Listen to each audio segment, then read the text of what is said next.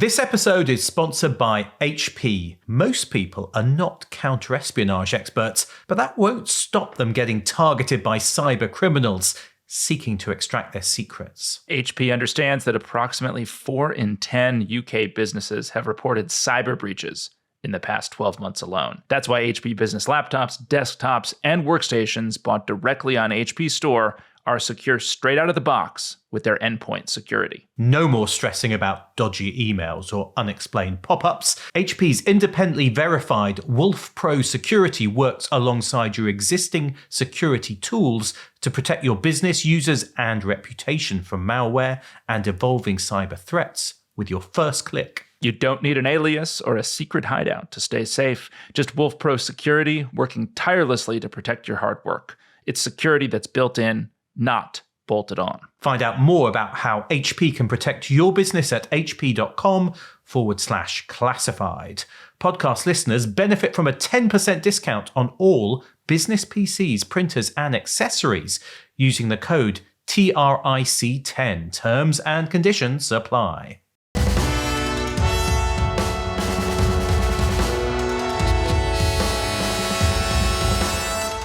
Ensconced in his fabulous Claridge's suite, he spent his days holding court to a host of colonels, ambassadors, movie directors, and pals from the old days. Like some all-potent oriental swami, he would with the wave of a hand dispense justice to all within his orbit and deliver an unending stream of conflicting policy decisions that brought his subordinates to the verge of collapse. While he pondered the problems of state, he doodled. At night, he would read as many as a half-dozen books at one sitting, jotting down excerpts that appealed to him. Brilliant, energetic, imaginative, and resourceful, he was unfortunately also selfish, petty, extravagant, and something of a racketeer. Well, welcome to The Rest is Classified. I'm David McCloskey. And I'm Gordon Carrera. And that is unfortunately, or fortunately, a description of how I like to spend my time at Claridge's when I visit London.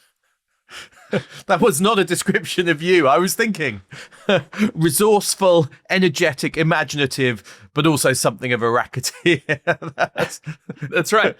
That's right. I don't know where you got this description of my time spent in my fabulous perfect, isn't it? Suite at Claridge's, but it's perfect and it's on the nose.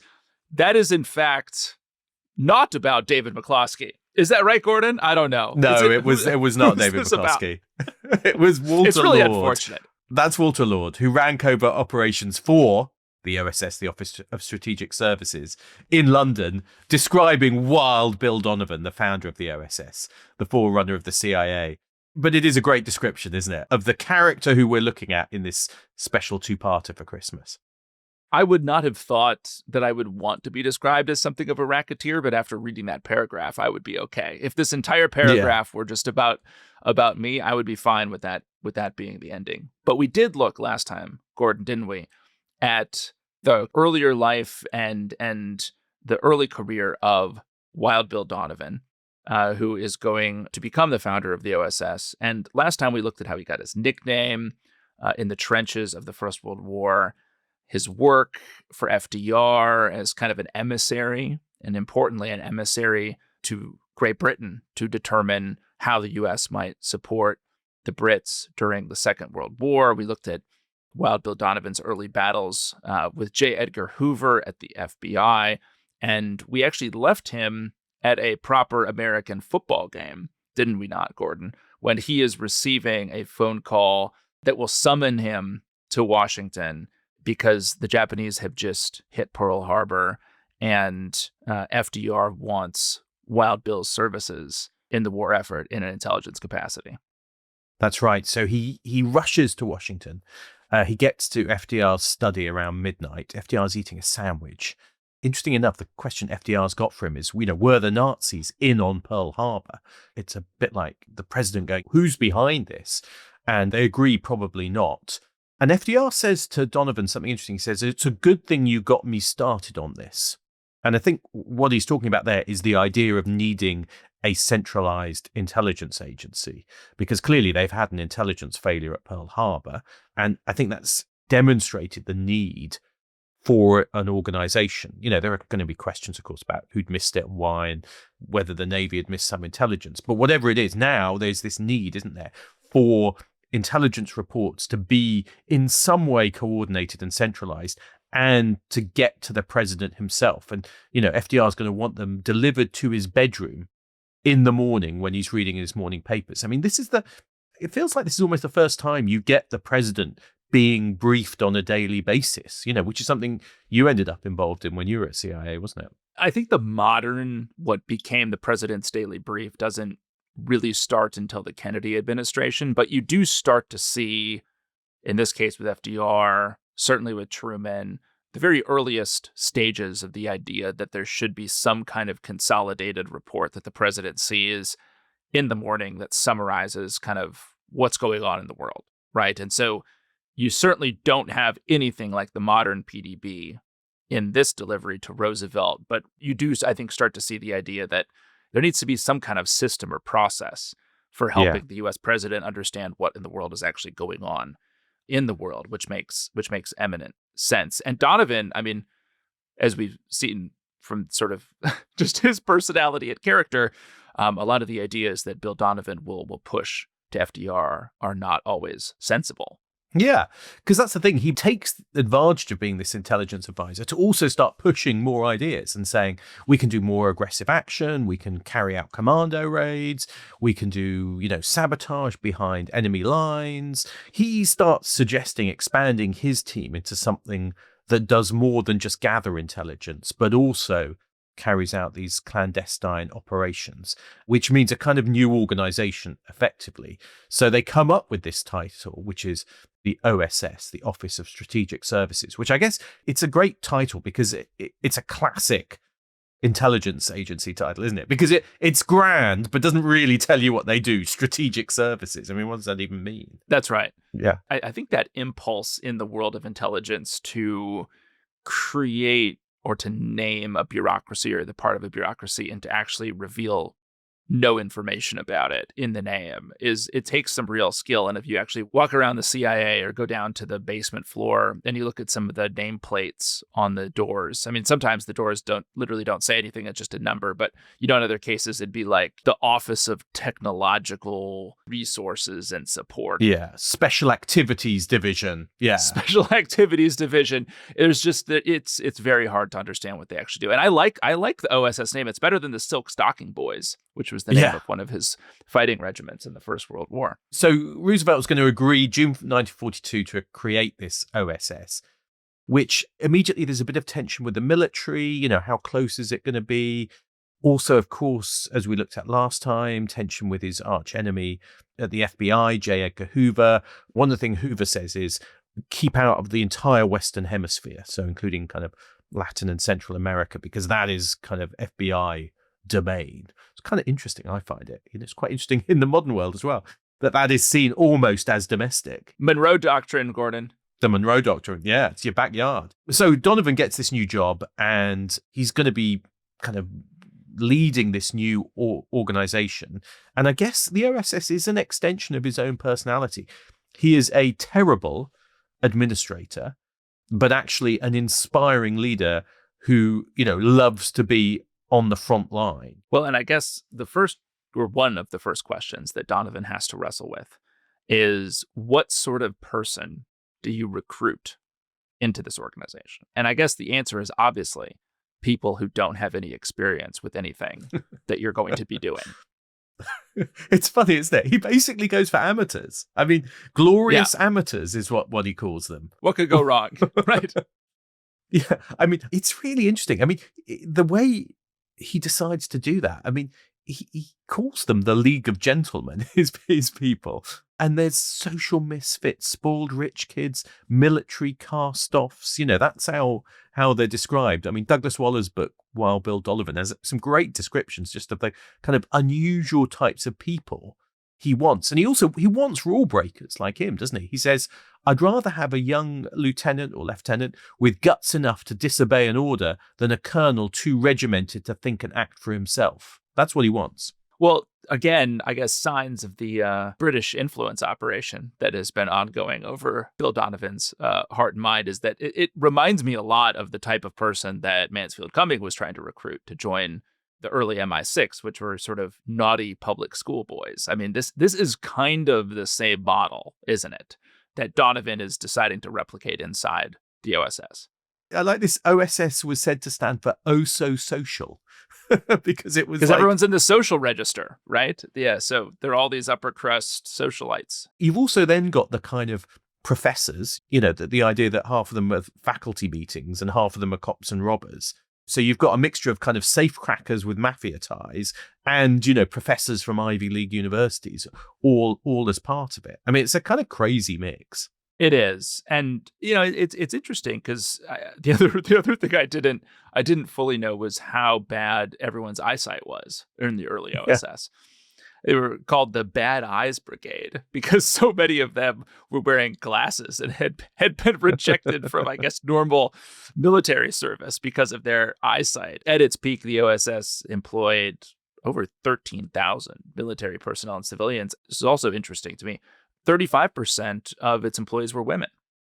Yeah, quite an interesting role, including not just back office functions, but they were sending people out on the ground in operations as well. Julia Child was a OSS member. And future CIA directors, Alan Dulles, shadowy spy master, as we know from our JFK episodes, Richard Helms, William Colby, William Casey, 4 future CIA directors, Hollywood figures, Hollywood director John Ford, intellectuals. It's kind of crazy mix, isn't it? There's your classic secret intelligence gathering, the kind of work we associate with in Britain, MI6, sending officers undercover, maybe posing as businessmen to Casablanca or Istanbul. Then you've got research and analysis. Mini McCloskeys. The Mini McCloskeys, correct. Paramilitary, special operations, sabotage, dirty tricks, resistance groups. So that's like in the UK, SOE, Special Operations Executive. Then you've got operational groups, so uniformed commando-style units, the forerunner of US Special Forces in the Army. So that's the equivalent of, like, I guess, what the SAS were doing in the UK and including in World War II. Then you've got black propaganda, psychological warfare, and you've got counterintelligence, security, and espionage. So it's everything, basically. And the morale operations, this is just one of the many crazy ideas that seem to come out of the OSS. But there was a plan, which I don't think actually was implemented, to try to expose Hitler to an insane quantity of pornography so that he would become a useless sort of leader. This was an example of the kind of ideas that are coming out of these sort of smoke-filled rooms inside the morale operations department at the OSS. I mean, it does feel like a lot of the operations, they were pretty mad. I mean, he is dispatching agents on kind of crazy missions to scout routes around Tibet and things like that. I mean, it's full of slightly reckless, slightly imaginative operations, I think. And it feels like lots of them kind of do go wrong. It's fast and loose, but they get things done. They're doing something. I guess that's the feel of it, isn't it? They are doing things. Yeah. This was another great example, which came from Tim Weiner's book, Legacy of Ashes, where he was describing how, I guess in one case, Donovan sent guards to protect a captured German ammunition dump in France, and then they were blown up. I mean, so there are all kinds of, he said, he mistakenly dropped commandos into neutral Sweden. I think there was another case of him losing a briefcase at a cocktail party that got turned over to the Gestapo by a Romanian dancer. So all kinds of sort of insane things were happening inside this organization. But the other thing worth dwelling on is still this kind of really interesting relationship with the Brits. He remains this kind of Anglophile. There are times when he is sharing more with the Brits than with his own military, and the Brits are sharing more, for instance, about code breaking with him than his own military shares with him. And he spends a lot of time in Britain as well. I do love the fact, as we heard in that opening quote, that he stays at Claridge's when in London, which we should say, David, is your favourite hotel. We talked last time about how me and Wild Bill were so similar, but this is what you two have in common, isn't it? Because whenever you're in London, I always find you in Claridge's, don't I? I'm always at Claridge's. I can be found at the Fumoir bar, having wonderful martinis, Claridge's is a very, very lovely place, Gordon. I'm now convinced that I must have been routed there through some kind of social engineering to make me more amenable to the UK. Like, it's all part of a massive influence operation. We should say it because actually Claridge's plays an important part in the history of our podcast, doesn't it? Because it does. It is actually where the two of us first met, was at breakfast at Claridge's. I mean, so if one was to be, as you said, conspiratorial about it, one could think that one of us was recruiting the other, Donovan style, by running an influence operation, by inviting the other to Claridge. I think you were there and I was visiting, so I like to think it was that way round. I don't know who's running in this operation. I think you take one look at this video, and you got the guy in the velvet smoking jacket who definitely had the idea that we should spend $200 on oatmeal and have a wonderful breakfast at Claridge's. VAT not included in that number. But that was actually, it was where we first met long before this podcast. Long before this podcast actually was even an idea. Long before it was a twinkle in Gary Lineker's eye, Gordon. You and I sat down and had breakfast. We were following in the footsteps of Donovan, weren't we? I need to find the room that he stayed in next time I'm visiting Claridge's. But London, I guess, becomes kind of the beating heart in many ways of the OSS. The London station for the OSS is absolutely massive, isn't it? It's almost 3,000 people at one point. So it's like nearly 25% of the OSS's manpower is camped out in London, probably, with coolers full of Fumoir martinis in the office. Yeah, I know. I like, there's one point Donovan throws a party to boost morale for the London staff. And one of the people there says, the injection of some 300 cocktails and untold bottles of scotch into our systems did the trick. But it's interesting because, we talked a bit last time about how Britain was pushing for OSS and backing Donovan and, definitely trying to build its influence and relationship. But there's a bit of tension during the war. I mean, because in that classic way, the Brits wanted the Americans on side. They want the OSS. They want Donovan there. But then when they actually start doing stuff, they're a bit like, hang on a sec, you want to drop people into France? That's kind of what we do in SOE or in other places. And, you're just going to kind of blunder into our operations and it will get into trouble. And it's described the OSS as kind of playing cowboys and Indians. You can sense this slight kind of jealousy, slight friction as the OSS increasingly scale up and become doing what MI6 and SOE were doing. Yeah, be careful what you wish for, I guess, in your influence operations, Gordon. The organization, though, really reflects the recklessness of the boss because, Donovan, he's not sitting around in a desk, is he, during the war? You would think he's sort of sitting at his HQ in London or in DC and kind of making decisions and sitting behind a desk and talking to Roosevelt. But that's not really what he's doing, is it? Right from the start, he is out there in the field. He is taking every opportunity he can to get into war zones.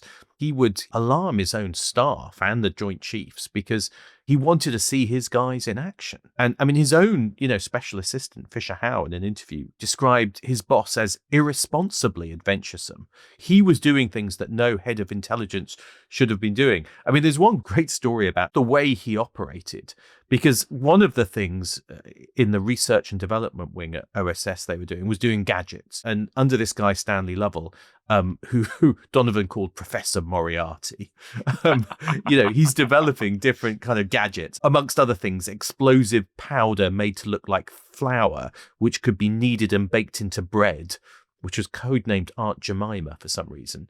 And during one test, explodes and sends shards of steel close to Donovan's head. And the lab is also developing female sex hormones, which they want to inject into Hitler's food.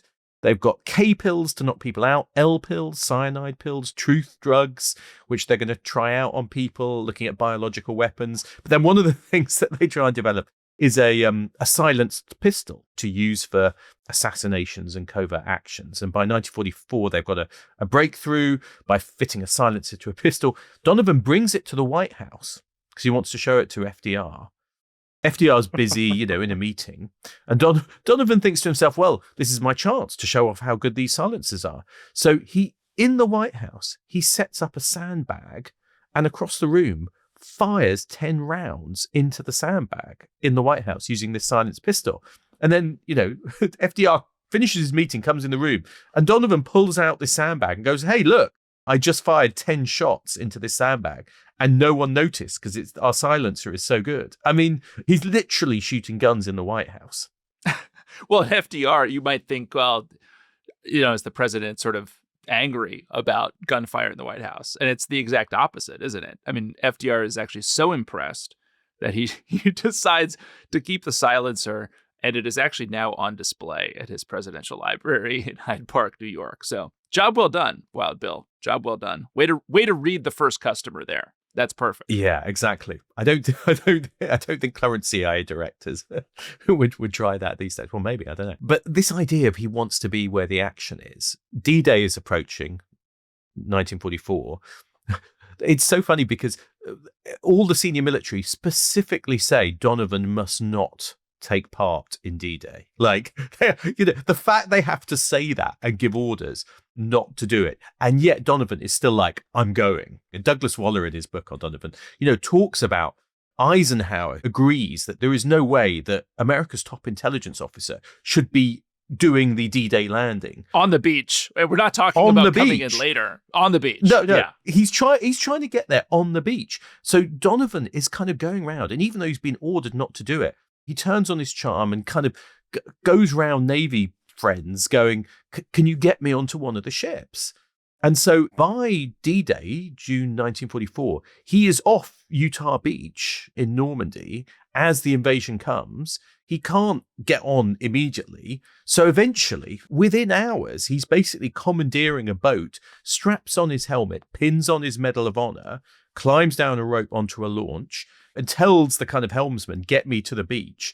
And then it looks like he might have to swim the last 20 yards, but then he hails one of these amphibious trucks, which is like a duck, to get him to land. Do you know, I was reading about these ducks. Do you know these duck boat things, which are kind of both boats and they can go on land? Have you seen those? Oh, sure. Because they used to have them as tourist boats. They have them in the States, too. Yeah, there used to be tourist boats on the Thames. You could go on one of these duck boats. And I was looking it up. And I was thinking, well, are they copies? No, they were like, those were the actual World War II duck boats that they just kept. So it's not even the same type. It's just an actual boat. It's not even the same type. They're actual World War II duck boats. Yeah. And then they're taking tourists around the kind of Thames in London. So, Donovan gets onto one of those. And so he runs into some trouble on the beach, though. Yeah, because then 4 German Messerschmitts strafe him on the beach, rolls off, uses the duck for cover. He's there with his London station chief from OSS, who kind of falls on him and draws blood. The pair of them start walking miles, and it's just the two of them. This is America's top intelligence officer, and with his head of station in London, walking basically a day after D-Day through the war zone. At one point, they enter a field. Enemy machine guns open up from a hedgerow, and then Donovan says to David, his assistant, you understand, of course, David, that neither of us must be captured. We know too much. Donovan is saying we're going to have to use our L pills to kill us if we're captured, which is kind of obvious. And then I love this fact. His assistant, his station chief says he hasn't got his, and Donovan says he's got 2, and then he realizes he's left them at Claridge's. Well, who hasn't left their suicide pills at Claridge's before, Gordon? Yeah. I mean, it's just, You're it's always just something doing that happens. I'm always leaving them behind and putting them, on the bathroom counter. But I mean, Donovan is kind of thinking that someone might get killed at Claridge's, right? Because he says, never mind, we could do without them. But if we get out of here, you must send a message to Gibbs, the hall porter at Claridge's in London, telling him on no account to allow the servants in the hotel to touch some dangerous medicines in my bathroom. Could you imagine? I mean, that's what he's worried about. He's in this war zone. He's worried about someone taking his pills. And then they still think they're going to get shot. And Donovan says, I must shoot first. And, David, his assistant, says, yes, but we can't do much against the machine guns with our pistols. And Donovan goes, no, you don't understand. I mean, if we're about to be captured, I'll shoot you first. After all, I'm your commanding officer. So he's basically saying, with our pistols, we're going to take each other out. But luckily, I think at that point, Allied planes and artillery open up and they escape. And eventually they find a command post. But, that is pure Donovan, isn't it? And there was zero logic to doing any of this, right? I mean, there's no value for the OSS, period, in having Donovan on the beach. But it makes for a great story, and it adds to the lore. I mean, there is this great line from David Bruce later on about Donovan. And on D-Day, Donovan apparently told David Bruce that he had arranged to be buried at Arlington Cemetery and asked Bruce if he had done the same. And when Bruce said no, Donovan replied, "You should get a plot near mine, then we could start an underground together." This was one of these great Donovan sort of exchanges where you wonder how much of it's true and how much of it's not, and yet it all sort of adds up to this, because this is a story that an aide of his is telling 3 decades later about the man. The legend. Give you a sense of, the legend that has built up around him. Yeah. So as the war comes to an end, he's still coming up with these wild plans, and he wants to send out 22 assassins to kill senior Germans, including Hitler and Goering. But just before they plan to do that, Donovan reconsiders, thinking it would be a mistake. So the war is coming to an end. I mean, there have been amazing operations in Europe, people behind enemy lines, also a lot of really interesting stuff in Asia as well. But now, with the war coming to an end, the battle is not over for Donovan, because he's going to fight the biggest battle, I guess, in his career, and it's going to come in Washington. Oh, and maybe there, Gordon, let's take a break. And when we come back, we will see how he gets on in the biggest bureaucratic fight of his life. This episode is brought to you by Attio, the CRM for the AI era. Now, David, people think that spycraft is just car chases and secret codes, but an awful lot of it is just idling around, waiting for the action. It's a bit like starting your own business. You think it's going to be as easy as creating and selling a product, but the reality is business owners spend far too long trying to get their CRM to fit a system not built for them. Attio's AI-driven CRM enables you to take control of your platform, to build something from the ground up that fits your needs. James Bond had Q's X-ray shades, an explosive watch, and a pen grenade. Business owners have Attio's real-time customer insights and platform that grows with them. All tools relevant for your mission to build a company from the ground up. Attio even has something called agent collaboration. Yes, but in this case, that means giving people the ability to let AI work seamlessly in the background for them. Try Attio for free at attio.com/trick.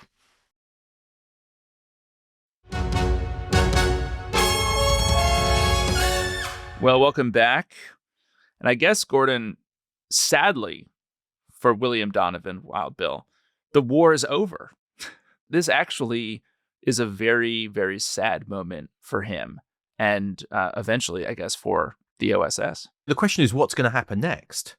And even as the war is drawing to a close, in the kind of period up to the end of it, Donovan is spending his time, yes, in London, in his kind of command centre in Claridge's, which I love the fact takes up an entire floor of Claridge's, an entire floor. It'd be very expensive today. Very expensive. It would be very expensive today.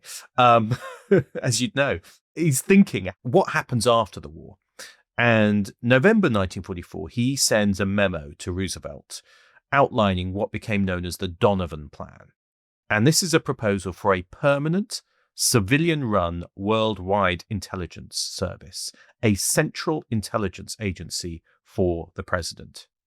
Makes sense, but the problem is Donovan has a lot of enemies, doesn't he? And they're going to go for him.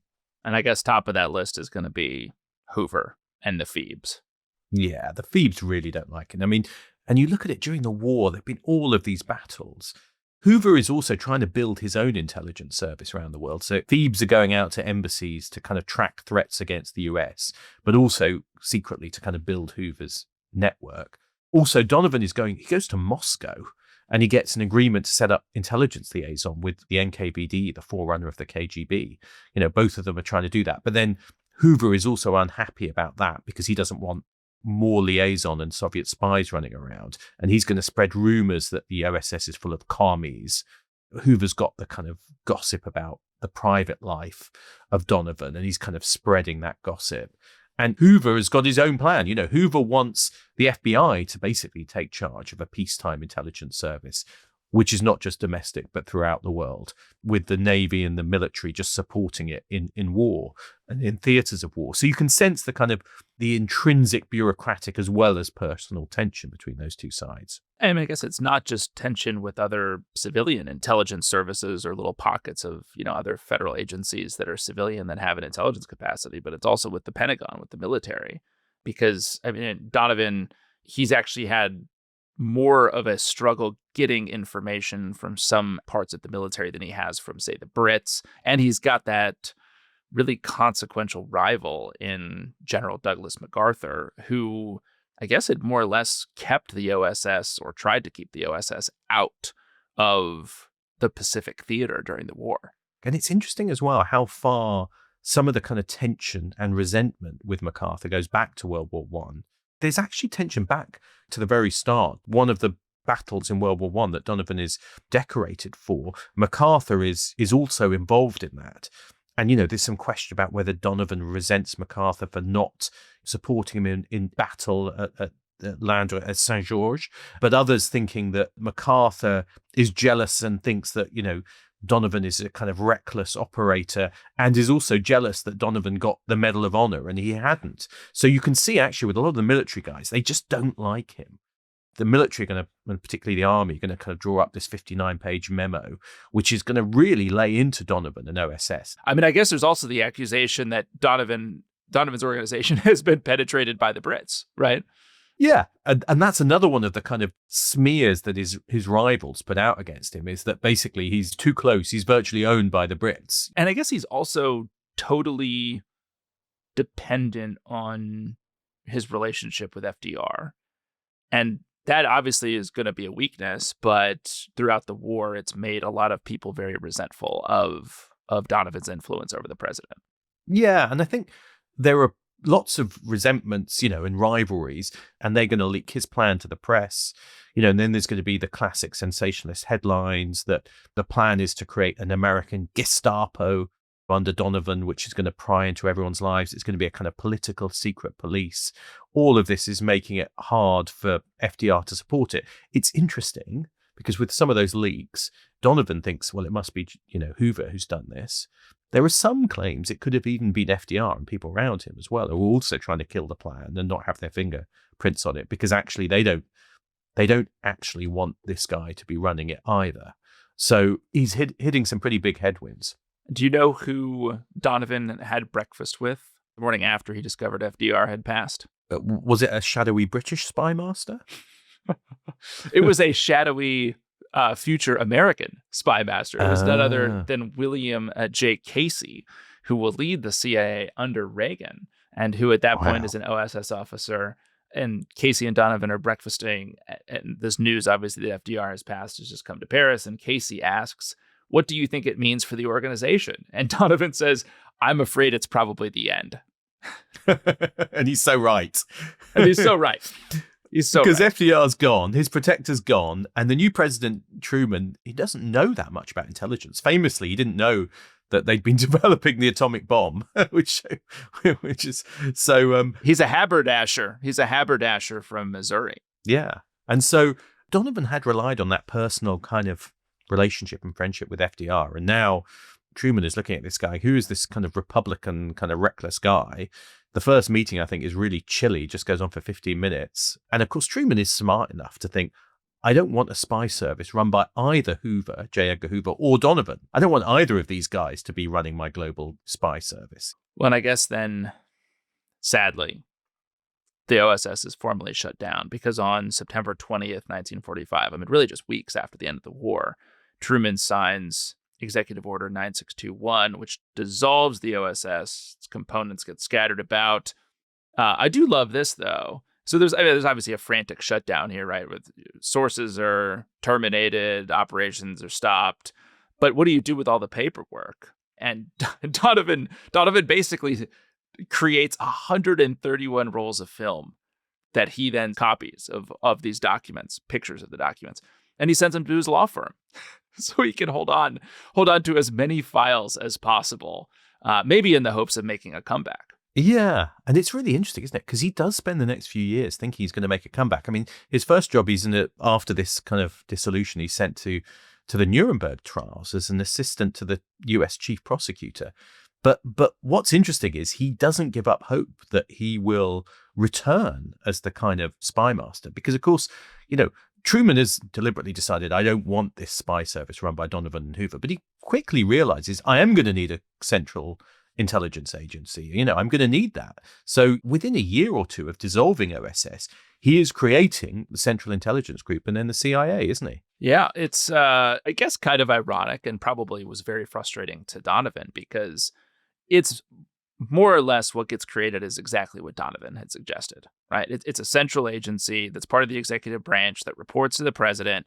It is going to inherit a lot of OSS veterans because they were part of the wartime spy service and have that experience. It makes perfect sense, but not Donovan. He's out. He still kind of seems to be hoping that he might come back. So 1952, he's campaigning for Eisenhower to win, the Republican, hoping that therefore, when Eisenhower wins, Donovan might get appointed a CIA director. And instead, Eisenhower chooses, it must be really painful, because he chooses one of Donovan's subordinates, Alan Dulles, to be the head of the CIA. More of a bureaucrat, more of a kind of political operator, I guess, than Donovan, but must have been pretty disappointing. Well, and then Donovan gets sent to Thailand to be, which I find to be a very random sort of coda at the end of the Wild Bill Donovan story, because Eisenhower appoints him as the U.S. ambassador to Thailand. He serves there from 1953 to 54. But I guess at this stage, his health is really starting to decline. I think he was a big fan of drinking and also a big fan of eating steaks. And those two things, I think, do catch up to you over time. So he's showing signs of dementia and sort of overall physical deterioration by the mid-1950s. Yeah, so he ends up at Walter Reed Hospital in Washington with dementia. Gets lots of visitors from his OSS days. Eisenhower visits him and later tells someone that, Donovan was the last hero. But then I love this detail. He often tries to escape his bedroom at the hospital and has to be coaxed back by the nurses. And he's reliving those World War I battles. And he's reliving kind of D-Day and being on Utah Beach. He's reliving flying over Burma. And he starts to see these visions of the Red Army coming over the 59th Street Bridge and into Manhattan. And in his last mission, he's kind of fleeing the hospital and walking down the street in his pajamas to kind of confront the invading Red Army. But he's approaching the end, but still living out this kind of fantasy life, I guess, as this great hero, which he was in many ways. Must have been really rough on the nurses. This sounds like a terrible patient to have with these insane kind of visions and stories. But, he passes at the age of 76 on the 8th of February, 1959. And I think this is kind of remarkable because he never led the CIA, as we said up front. But when he does pass, the CIA sends a cable out worldwide to all station chiefs saying, quote, "the man more responsible than any other for the existence of the Central Intelligence Agency has passed away." Yeah, it's quite a tribute, isn't it? He is an extraordinary character. You can argue about how successful the OSS was. I think a bit like Britain's SOE in the war, it made a lot of noise and, distracted a lot of Germans. How strategically successful the Office of Strategic Services was, I think, is perhaps a kind of open question. I think it's fair to say, but that's kind of not the point, is it, with Donovan? Don't you think it basically had no impact, though? That's what some people say, isn't it? I think Helms, who later runs the CIA, says, I don't think it made any difference or much difference. There was some successes, but, he says it was not a howling success as an organization. Maybe that is true. Individually, did this operation shorten the war by this much or that much? I think some of these resistance groups and sabotage groups, they did play a role, though, I think, in kind of supporting morale and encouraging resistance on the ground. Did they change the course of the war? A bit less obvious, I think, when it comes to the kind of paramilitary groups, I think. What certainly is enduring, though, is the legacy that Donovan and the OSS created, and I think really bequeathed to the early CIA as it's developing as an organization in the late 40s and early 50s at kind of this, the height of the Cold War. Donovan's character and personality were sort of deeply imprinted on the way the organization worked. And mean, the number of CIA directors who came out of the OSS, I think, is really astounding. This wartime experience really shaped the first 3-4 decades of the agency's life and existence. And that was all built. The personality cult makes it sound too creepy and weird, but it's all built around the personality of Wild Bill Donovan. Yeah, I think that's absolutely right, isn't it? Because I think the combination of different elements into what become the CIA and are there in OSS, again, are quite unique, and it's different from MI6, because I think MI6 is really quite single-mindedly an intelligence gathering organization. Paramilitary stuff is there in SOE in Britain and in the SAS, whereas in US it's all there in OSS under Donovan because of his personality, because of his military background, because of what he's into. And you see that kind of go into CIA, and that is also one of the differences between CIA and MI6 today, is that the CIA has this kind of paramilitary wing. He's more interested and more willing and greater history of going into kind of combat operations and being the kind of tip of the spear in a way that MI6 has never quite done, I think. So I think that's one of the interesting differences there. I mean, other kind of bits that come out of it, I think bureaucratic warfare, the battle with the Phoebes, you can see right from the earliest days, the FBI CIA rivalry, which is definitely there for decades onwards. You can see the roots here, can't you, as well as some of the other tensions that exist. And of course, the ability of the Brits to happily manipulate the Americans. Another great legacy of Donovan's time. It is. And I don't think I understood the full extent of how involved the Brits were in shaping the American idea of a centralized intelligence agency. And it is also, I think there's a big question in my mind, Gordon, around we are now in a new century, right? From the creation of the original CIA back in 1947. And you kind of think, okay, well, I think probably somewhere around the 80s, we sort of lost a lot of the kind of cultural connection between the age of Bill Donovan and the OSS, and the sort of CIA was really gone by the time you get into the late Cold War. The CIA had become something much different. But you wonder nowadays with, I think, maybe the need to reshape the agency into something different, given the challenges from China,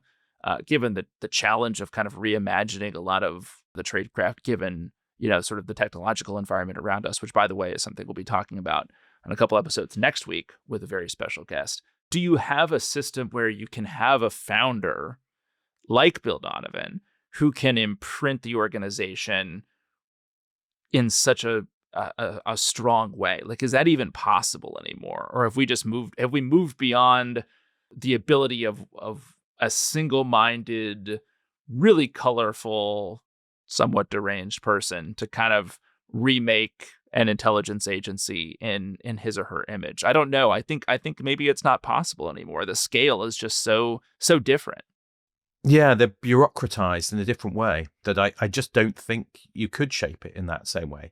And I certainly can't imagine current chiefs being like Bill Donovan or surviving. Yeah. You've got to be a bureaucratic player. You've got to be a manager. You've got to know how to play those games in a way that Donovan didn't in order to kind of survive now. I think, he was that kind of wartime leader. He was the right leader of an intelligence agency at wartime, given his record, but not necessarily one for the Cold War and the relative peace that came afterwards. You required a kind of different type of intelligence. You can see Donovan wasn't the right man for that. It did need to move on, and you needed someone different for it. So yeah, I think it's a really interesting kind of question about leadership and culture in spy agencies. Well, yeah. And his legacy certainly does live on. I mean, there's, Casey, who was having breakfast with him the morning that found out that FDR died. And he commissioned a statue of Donovan, which is up at Langley. And I think that tip of the spear mentality that Donovan lived and breathed, lives on. The logo for the CIA's Directorate of Operations today is tip of the spear with a gold spearhead and a black background. So you can still see that sort of legacy of Donovan in just the way the agency sort of attempts to portray itself and talks about itself today. And I like to think you're living out the legacy, David, staying at Claridge's in London. I'm doing my small part, Gordon. You are living the legend. I'm doing what I can. I'm staying at Claridge's. I'm in the middle of a vast goal hanger funded influence operation to affect my very heart and mind. I'm just doing what I can. Living the legacy of Wild Bill.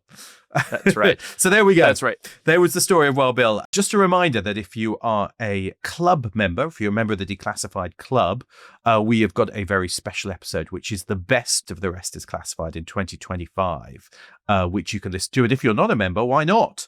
It's Christmas time. Spread some Christmas cheer. Join the club at restisclassified.com. It's not too late because this episode is going out on Christmas Eve. So, it's Christmas Eve. There's still time to stuff a Rest is Classified membership for your nearest and dearest into your Santa sack and give that to them for a trip down the chimney tonight. That sounds wrong. We should also say that these will not be the last episodes of the year. We will return in that horrific week between Christmas and New Year's where all seems lost, and we will be back with some final episodes next week to kind of close out 2025. And as I said, we'll have a very special guest who will be with us to talk about how human espionage is changing in a world of phones, cameras, sensors, cheap storage, and AI. So do tune in for those. I think we've also got some tickets remaining for our live show in London on 31st of January, that last few. So be one of the lucky ones to get that. Go to therestisclassified.com and grab yours. If not, Merry Christmas. Ho, ho, ho. And ho, ho, ho. We'll see you next time. See you next time.